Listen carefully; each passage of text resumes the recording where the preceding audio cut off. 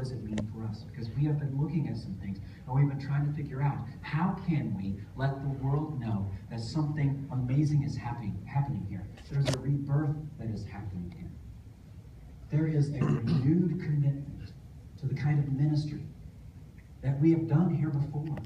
When we fixed the Johnson House, when we supported the Philippines, when we had this idea to build this great structure out here to minister to more people out on 150, when we thought maybe we would just build on the side over here, we've tried to figure things out, when we have had prayer lists that were a mile long and everybody was getting them, when we've done the best kind of ministry, we are renewing ourselves in that kind of commitment to ministry so we can reach our community. And we've spent the last 6 years reinventing who we are so we can reach these people that are called the nuns. Have you heard of these people? They're called the nuns.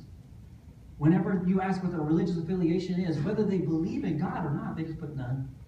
I don't want to be part of an institution. I don't want to be part of anything else. I just want, I'm a pretty good person. I know there's probably a God, but we want to reach those people and help them to see. They've been thinking that they can do enough good in their lives that it will cancel out the bad that they do.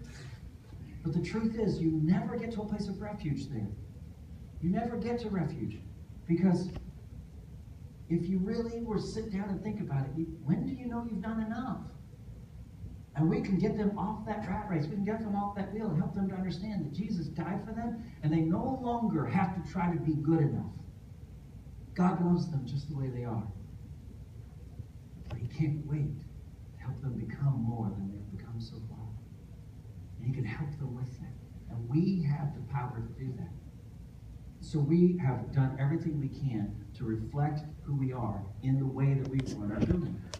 Some time ago, we sold the ranch. And when we sold the ranch, the idea was that we no longer wanted to think about being a community out there. We would be a community in here. And we promised God we would take that money and we would renovate this place. And that's what we have done. We have renovated this place. And we had roughly a couple $100,000. We gave 10% right away to Libya, Liberia, Pakistan, France, Philippines, all kinds of places. We also, to Choices for Women in Hope, Southern Indiana, and all the little food pantries, and all these little places, we just scattered that money everywhere. We believe that's what God was asking us to do. We took the rest of that money and we began rebuilding this place. We're just about done. In the middle of all this rebuilding, we've known that we're supposed to use all of this money for it, and God has blessed us to be able to do it in such a way we've got money left. Praise God, there's money left. We have an emergency reserve that's left. And that's where we are today. But pray for us. Because there's something a couple things you may not know. Here's the first one. We are an independent Christian church. Does anybody know what that means? You may have come from a Baptist or a Methodist or a Catholic persuasion where they have an organization behind them that helps them with money. That's not us. We are our resources. We are part of a movement, not even a brotherhood. We are our resources. We are the people who get to decide what kind of ministry that we can do. And I'm going to show you something. I need some help. Can you pass these out for me? Can you pass them on that side? I just want to show you something because I want you to see how we as a church do this same thing. Now listen, God is our refuge and our strength, a very present help in times of trouble. And for us individually, that's true. But for us as a church, that's also true. And what I'm passing out to you is a history of the budgeted income weekly for the church since 2008. Why 2008? Because 2008 is the year before I came. So there's 2008, the year before I came. And there's 2009, where that was created in 2008, which is really, it's the year I came here, but it's the year that it really started. And that's why we have that, because that's when we started building the ministry the way that we are. It wasn't something that I just brought with me. It was already here. I was helping to unearth. The elders hired me because they believed that our philosophies matched.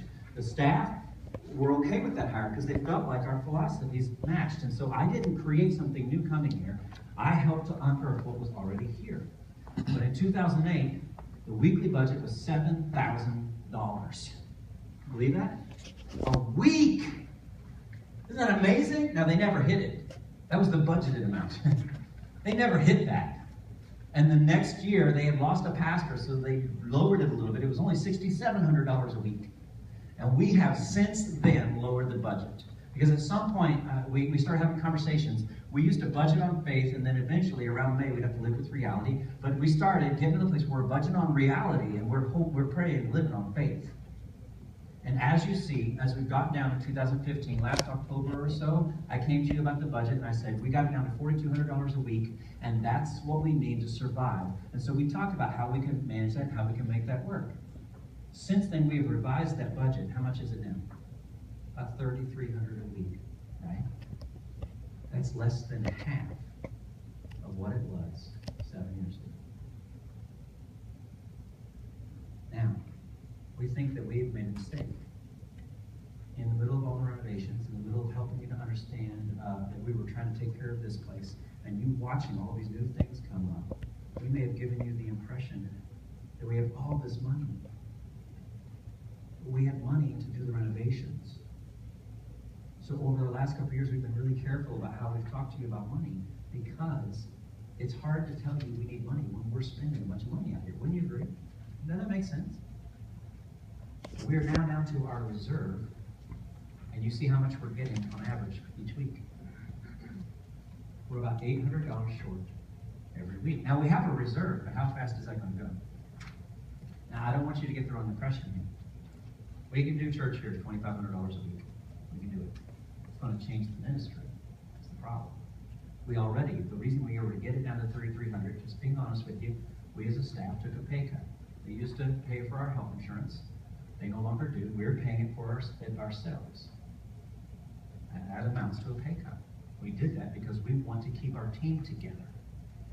At some point, we may have to drop one of us part-time. We may have to move things around. Who knows? We'll do whatever we have to because we believe in the ministry we're doing. Literally, God is creating a refuge here. So pray for us.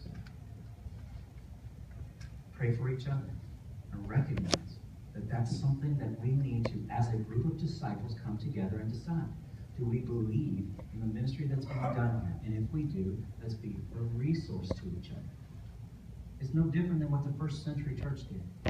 In Acts, it says they brought their stuff together and they gave to those as they had need. That's all we're doing, is together bringing the stuff together so that we can do that. Now, in order to do that, what I'm trying to do is help you to understand that I know you don't have all the money in the world. I know that's true. Okay? I know that you are struggling to make your payments on your bills and things like that. What I'm asking you to consider is, instead of taking care of your bills and everything else, and then if you have anything left, giving, becoming what I would call a percentage giver. Now, what that means is that I have decided that I care enough about what the ministry that's being done, what they're doing for me and what they're doing for other people, and that I want to be a part of this on a regular basis. And we just need to have a baseline. How much money are we going to get from everybody? But it's up and down every week. Some weeks we'll get $1,100, $1,200, $1,300. Some weeks we'll get $4,000, $5,000, $6,000. And we never know how much it is. So what we're trying to do is just find an even base level where we know we're doing the kind of ministry that we're doing. Each month, we need about $14,500. We're getting about $10,000 right now. We're not asking you and not telling you everything we're telling you today. We're already getting that. Because we believe God is our refuge and our strength. He's never present help in times of trouble. But we also realize He's a God of truth. And the truth is, we need your help. So we're not asking you to give more than you can give. And we're not asking you even to increase your giving unless you feel like you can. What we're asking you to do is decide to give regularly. So we want you to pray, and we want you to give regularly. We want you to pledge to give to the ministry that's happening as a disciple. Now, right now, we're telling you, because it's not exactly crisis, but it is going to create changes in ministry. But we're not telling you this because of that. We're telling you this because that's what a disciple does. It's not unique to this situation. And it doesn't go away once we've gotten to the place where we're in good shape. Being a disciple means to pledge to the ministry your time, your talent, but also your treasure. And we just want you to have the opportunity. We don't want to come to you later and say, we're going to have to make Shay go part-time, or we're going to have to get rid of Michael and get some young kid we can pay $20,000 a year. We're going to have to figure out something to do. Maybe Scott can do volunteer music, but he's not getting another job, and the youth coaches have to take care of it themselves. We don't want to get to that place and have you go, wait a minute. thought we were okay. We want you to have the opportunity to gather together as a family and make this work. Okay? And then, lastly, we need your help promoting Christ in your life, in your work, and in everywhere that you're going. Now, some of you are already doing that. So I understand that. And that's why we are creating events and opportunities for you to get out there. Some of you have saturated your friendships. You done that? You got to the place where you've talked to everybody you can talk to about possibly coming here. And you're wondering, how can I ask anybody else? I've asked everybody I know. That's part of why we have the back-to-school closet and trunk or treat. We get you to rub shoulders with people. So when you serve, you get a chance to rub shoulders with people. That's why we ask you to serve here inside the church. Because you get a chance to meet people and see people that you wouldn't see anywhere else, but you get a chance to see them when they come in here. When they're new and they come in here, we want to make them feel welcome and feel comfortable, feel like they belong, so that we can get them to believe, so they can live it out and evolve into a disciple who serves and shares, a disciple who makes disciples. That's what we want for you, be a disciple who makes disciples. And we're looking for how to make all of that work. We want to find a way to get the energy in you and out there. And I'm excited because I got together with my leaders and I said, look, guys, we just need to help the church to see and understand, but we also need to help the community to see and understand that something important is happening here. There is some really neat stuff. I think that I'm looking around and every one of you has something in your life that we've managed to help you with, some growth that's happened in your life that has helped you to get to where you are today. We want to be that for everyone else. So we were talking about it, and we just realized, what are we trying to build here? We are trying to build a safe place, a refuge that points to the refuge. And as a refuge pointing to the refuge, we want to get the word out as quickly as we can. But we also want to create buzz and excitement in the community. We want them to know this rebirth is happening. And so we got together, staff and elders, and then eventually a leadership panel. So a lot of people in the leadership panel, lay leaders. We got together and started talking about this concept. We started last year talking about the possibility of a name change. And what we realized is if we were going to change the name, it would have to reflect who we are today so that the world could know who we are today. Something that we could package and build on that would help people to know what we're about, together pursuing God and loving people. And over and over again, in meeting after meeting after meeting, the word that kept coming up was refuge. So we want to spend 3 or 4 months here just doing everything we can to get everybody to know something new is happening here, to get you to pledge and to help us to build what we're building here. And we want to, at the end of August, August 30th, the 5th Sunday there, we want to have day one of a rebirth of the ministry that has always happened here at Greenville Christian Church, and we're going to call it Refuge of Greenville. Refuge Christian Church of Greenville. So we're keeping Christian Church. We want everybody to know who we are, what we're about, and what we're doing. But we're going to be Refuge. Now, Greenville Christian Church Incorporated is going to still own us. We are still Greenville Christian Church Incorporated. But we're doing business as Refuge so that everyone can see what we're about. And that sets us up really nicely for the future. Because then, when God has helped us to be a refuge here, to build this here, our intention is not to build some huge monument to the success of the ministry here. What we want to do is build opportunities to work into the lives of people and help them pursue God and love people. So when someday God asks us to go into a new community, they can be Refuge of Paoli, the Refuge of Salem, the Refuge of Elizabeth, wherever God sends us to reach the next group. So it gives us an opportunity as Greenville Christian Church Incorporated to enlarge our ministry, not to stop our ministry. So August 30th, day one, we want to do that. And the way that you can help us is for us to know how much you believe in what's happening here at the church and how you want to be a part of it. So you've created these. Something I have not ever used in my ministry. I'm brand new to this. These are pledge cards. And the pledge cards ask you to pledge 3 things. That you would pray for the church. So we're starting off next Saturday night at 8 o'clock in the evening, and next Sunday morning at 8 a.m. we are going to be praying for the church. And we invite you to come and be a part of that. Bring your kids. Make them a part of it. Make them a part of what's happening. And we will find ways for an hour to pray for the church and pray for the ministry that God is doing. I've really been recognizing how important it is for a church to be in community in prayer. We can each pray individually, but there's something powerful. God, and Jesus said it himself, where two or more are gathered, there am I also. And so we want to gather together and pray for the future of the church. We're going to do that Saturday night at 8 p.m. and Sunday morning at 8 a.m. It is the first one we've scheduled. It may not be the last one. If we get enough of you to participate, we want to make it more regular, where we are coming together as a group. We want you praying for your family. We want you praying for the church. We want you praying for the community, praying for your country, praying for the world, pray for love. Pray. Just pray. That's what a disciple does. The second thing we want you to do is to pledge to be a percentage giver.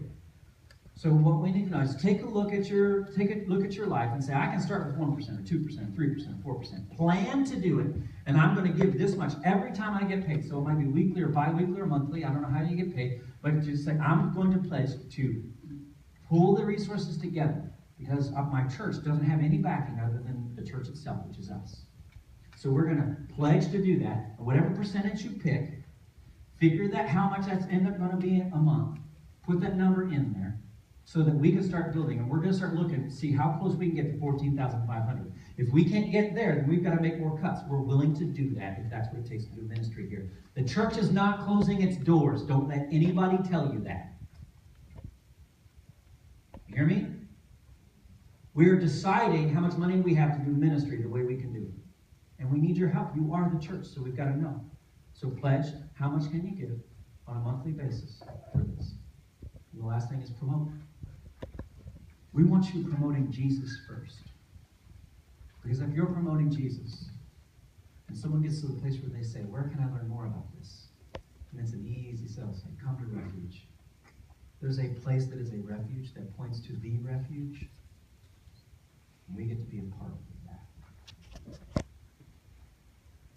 So we don't want you to make the pledge right this minute.